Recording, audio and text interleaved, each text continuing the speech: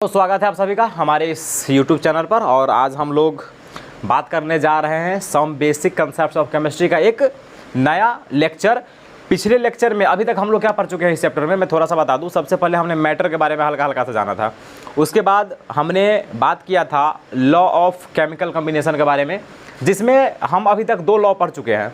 सबसे पहला law of conservation of mass, second law of definite या लॉ ऑफ कॉन्स्टेंट प्रोपोर्शन। हमारा ये जो तीसरा नियम है लॉ ऑफ केमिकल कम्बिनेशन का, जो तीसरा लॉ है उसको हम लोग बोलते हैं लॉ ऑफ मल्टीपल प्रोपोर्शन। और आज हम लोग ये तीसरा लॉ पढ़ने जा रहे हैं, लॉ ऑफ मल्टीपल प्रोपोर्शन को पढ़ने जा रहे हैं। बड़ा आसान सा नियम है। ये जो कहानी है लगभग 1803 ईस्वी की है, ठीक है। तो उस ज़माने का हम लोग बात कर रहे हैं, ठीक है। तो पुराने ज़माने का जो बात सब है थोड़ा सा है ढंग का बात सब है, सुना करो तुम लोग, ठीक है, काफ़ी फ़ायदा करेगा। तो सबसे पहली बात तो देखो, सबसे मज़ेदार बात आज ये है कि हम लोग पढ़ने जा रहे हैं लॉ ऑफ मल्टीपल प्रोपोर्शन। और उससे भी ज़्यादा मज़ेदार की बात ये है आज कि आज गुरु पूर्णिमा है। आई होप सबको मालूम होगा कि आज गुरु पूर्णिमा है, ठीक है। और कहे क्या, इसमें जो शब्द है गुरु, इसके बारे में हम क्या कह सकते हैं। बहुत बहुत धन्यवाद मैं करता हूँ उन सारे गुरुओं का जिनके बदौलत आज मैं प्रत्येक दिन हज़ारों बच्चे के सामने खड़ा हो पाता हूँ और उनको मैं सिखा पाता हूँ जो उन गुरुओं ने हमें सिखाया है। और कुछ कहा नहीं जा सकता है। ये जो शब्द है गुरु, इनके बारे में क्या ही कह सकते हैं। आपने सुना होगा नाम गुरु गोविंद सिंह का। उन्होंने तो ये कह दिया कि भाई अगर अगर अगर आपके सामने गुरु है और अगर आपके सामने भगवान है तो आप भगवान को कहो भाई साहब साइड रहो, पहले किसका पैर छूना है, गुरु का। तो ये मानता है, ठीक है, बहुत ज़्यादा रिस्पेक्ट करना है। और नहीं कर पाते हैं लोग। अगर मैं खुद का बात करूँ तो जब मैं पढ़ता था 9th-10th में, तो मतलब होता है ना वो कि 9th-10th वाले बच्चों को ये लगता रहता है कि सारी दुनिया पागल है। मतलब वो एक ऐसा टाइम होता है ना जिस टाइम पे ऐसा लगेगा कि मेरे से पीछे वाले लोग भी पागल है और मेरे से आगे वाले लोग भी बेवकूफ़ है, सिर्फ मैं ही काबिल हूँ। ऐसा होता है उस टाइम पर जब 9th-10th में लोग पढ़ रहे होते हैं। मेरे साथ भी ऐसा हो रहा था। तो उस टाइम पर थोड़ा सा यही लगता था अपने को भी कि जो है सो हम ही हैं, बाकी ये जो टीचर सामने बोर्ड पे खड़ा होकर पढ़ा रहा है क्या ही आता होगा इसको। ठीक है। लेकिन आज जब मैं एज अ टीचर खुद काम कर रहा हूँ तो मुझे उन दिनों को याद करके काफ़ी शर्म होता है मुझे कि ये मैंने क्या कर दिया उस टाइम पर। काश कोई समझाने वाला होता और मैं थोड़ा सा उस टाइम पर समझदार होता।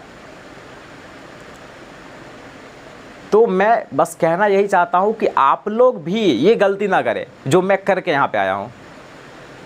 Always respect your teachers and your parents. दो लोगों के साथ कोई खिलवाड़ नहीं।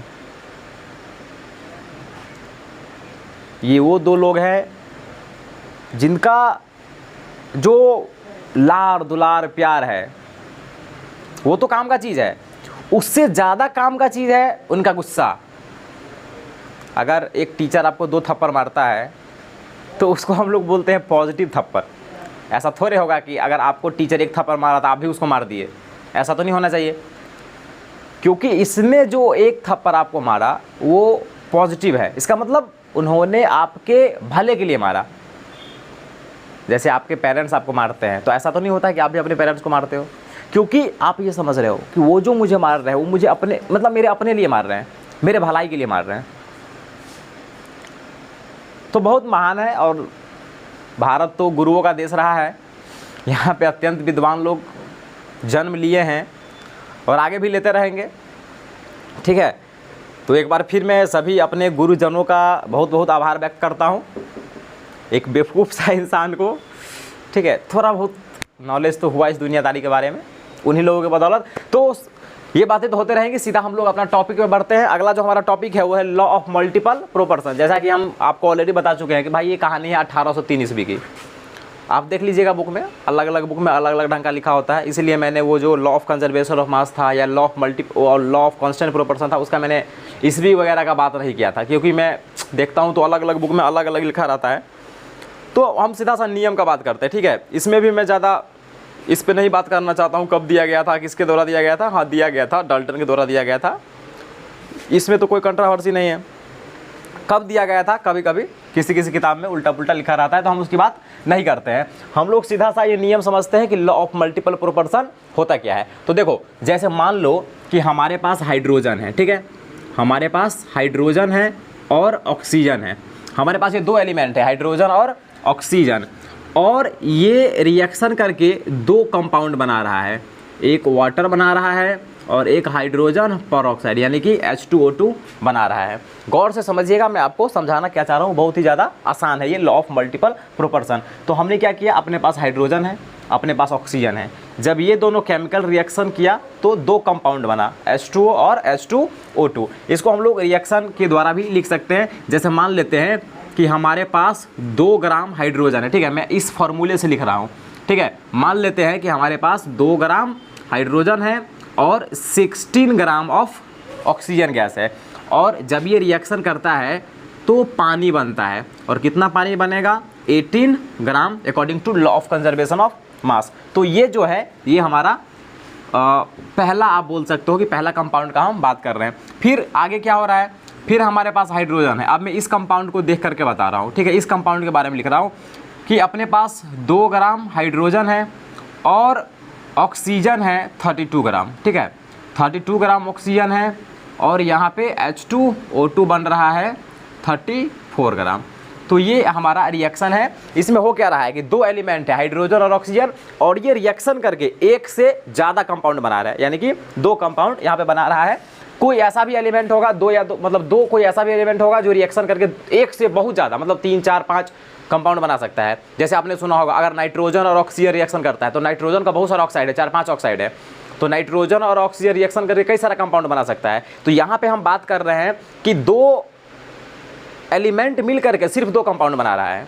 हालांकि ये हमारा नियम कहता है कि अगर दो एलिमेंट कंबाइन हुआ और एक से ज़्यादा कंपाउंड बनाया, तो हम यहाँ पे 2 वाला एग्जांपल लेके चल रहे हैं। तो हमारे पास 2 एलिमेंट था, हाइड्रोजन और ऑक्सीजन, और ये रिएक्शन करके वाटर बनाया और H2O2 बनाया। तो यहाँ पर अगर आप गौर से देखोगे तो ये जो रिएक्शन हो रहा है ना, इसमें हाइड्रोजन का अमाउंट यहाँ भी 2 ग्राम है और यहाँ भी 2 ग्राम है, ठीक है। मतलब जब वाटर बना तो यहाँ पे हाइड्रोजन का मास, और जब H2O2 बना तो यहाँ पे हाइड्रोजन का मास, दोनों क्या है, बराबर है, ठीक है। मतलब अगर मैं इसको थोड़ा सा क्लीन करके लिखूं तो ये अपना H2O है और ये अपना H2O2 है। तो जब हाइड्रोजन और ऑक्सीजन रिएक्शन करके दो कंपाउंड बना रहा है तो इस दोनों कंपाउंड में हाइड्रोजन का मास, हाइड्रोजन का वेट क्या है, बराबर है। यहाँ पे हाइड्रोजन का वेट बराबर है। तो अगर हाइड्रोजन का वेट बराबर है तो इसके साथ जो दूसरा एलिमेंट कंबाइन हुआ है, अगर आप उसका रेशियो निकालोगे तो उसका रेशियो आएगा सिंपल होल नंबर। समझ में आया? मैंने क्या कहा कि अगर दो एलिमेंट रिएक्शन करके दो कंपाउंड बना रहा है, मैं इस केस की बात कर रहा हूं, अगर दो एलिमेंट रिएक्शन करके दो कंपाउंड बना रहा है और उस दोनों कंपाउंड में अगर दो एलिमेंट का मास फिक्स है यानी कि सेम है, तो उस सेम एटॉमिक मास वाले एलिमेंट के साथ जो दूसरा जुड़ा होगा ना, उसके मास का रेशियो सिंपल होल नंबर होगा। कहने का मतलब है कि यहाँ पर हाइड्रोजन और ऑक्सीजन रिएक्शन करके दो कंपाउंड बनाया, और अगर दोनों कंपाउंड में, अगर दोनों कंपाउंड बनने के टाइम पर अगर किसी एक एलिमेंट का एटॉमिक मास सेम है, जैसे यहाँ पर हाइड्रोजन का एटॉमिक मास सेम है, तो हाइड्रोजन के साथ जो दूसरा एलिमेंट जुड़ा हुआ है यानी कि ऑक्सीजन, तो उसके मास का भी रेशियो, यानी कि यहाँ पे ऑक्सीजन का मास का रेशियो और वहाँ पे ऑक्सीजन का मास का रेशियो, जब इसका रेशियो निकालेंगे तो ये सिंपल होल नंबर रेशियो आएगा। तो यही है हमारा लॉ ऑफ मल्टीपल प्रोपोर्शन। तो लॉ ऑफ मल्टीपल प्रोपोर्शन कब वैलिड होगा, याद रखिएगा। आपको कभी कभी क्वेश्चन पूछेगा कि हमको प्रूफ करके दिखाओ कि ये लॉ, कि ये जो आपको कुछ डाटा दे देगा, आपको कहेगा हमको बताओ कि भाई ये लॉ ऑफ मल्टीपल प्रोपोर्शन को वेरीफाई करता है। तो वहाँ पे आपको सबसे पहले यही देखना है कि जैसे मान लो भाई कि नाइट्रोजन है और ऑक्सीजन है, और हम मान लेते हैं कि ये रिएक्शन करके 3 कंपाउंड बना रहा है, एक NO बना रहा है, एक NO2 बना रहा है और एक N2O बना रहा है। तो यहाँ पे कहेगा कि आप हमको ये चेक करके बताओ कि ये जो कंपाउंड्स है, मतलब नाइट्रोजन और ऑक्सीजन, दो एलिमेंट रिएक्शन करके एक से ज़्यादा कंपाउंड बनाया, तो ये लॉ ऑफ मल्टीपल प्रोपोर्शन को किस तरीके से वेरीफाई करेगा। अगर हमको ये पूछ देगा तब हम कैसे करेंगे। तो देखो सबसे पहला स्टेटमेंट क्या है लॉ ऑफ मल्टीपल प्रोपोर्शन का, ये कहता है कि अगर दो एलिमेंट कंबाइन हो रहा है और उस दोनों एलिमेंट में से अगर एक का एटॉमिक मास क्या है, सेम है, तो एटॉमिक मास किसी एक का सेम होना चाहिए। जैसे मान लो कि नाइट्रोजन है और ऑक्सीजन है, तो ये दोनों कंबाइन करके 3 कंपाउंड बना रहा है ना, तो इस दोनों में से एक का मास इस तीनों में सेम होना चाहिए। ठीक है, जैसे यहाँ पर नाइट्रोजन 1 है, यहाँ पे नाइट्रोजन 1 है, यहाँ पे नाइट्रोजन 2 हो गया ना, तो ये तीनों में ना नाइट्रोजन का मास सेम है और ना ऑक्सीजन का मास सेम है, क्योंकि यहाँ पे ऑक्सीजन 1 है, यहाँ पे 2 है, यहाँ पे 1 है। तो इसमें ना नाइट्रोजन सेम है ना ऑक्सीजन सेम है। तो सबसे पहले आपको किसी एक के मास को फिक्स करना पड़ेगा ना, मतलब सेम करना पड़ेगा तीनों में। भाई किसी एक एलिमेंट का मास सेम होना चाहिए, क्योंकि जब तक किसी एक का तीनों में मास सेम नहीं है, लॉ ऑफ मल्टीपल प्रोपोर्शन लगेगा ही नहीं। तो क्या करें, इसमें भी 2 से मल्टीप्लाई कर दो और इसमें भी 2 से मल्टीप्लाई कर दो। ठीक है, तो ये क्या बन जाएगा, तो ये आपका बन जाएगा N2O2 और ये बन जाएगा N2O4 और ये तो अपना N2O है ही। तो देखो यहाँ पर ये जो तुम्हारा नाइट्रोजन है, ठीक है, ये नाइट्रोजन का देखो तीनों कंपाउंड में नाइट्रोजन का मास सेम है। तो अगर इस तीनों का मास सेम है तो तीनों केस में ऑक्सीजन के मास का रेशियो, क्या होगा, सिंपल होल नंबर होगा। तो यही है हमारा लॉ ऑफ मल्टीपल प्रोपोर्शन। ये बहुत ही ज़्यादा आसान है। तो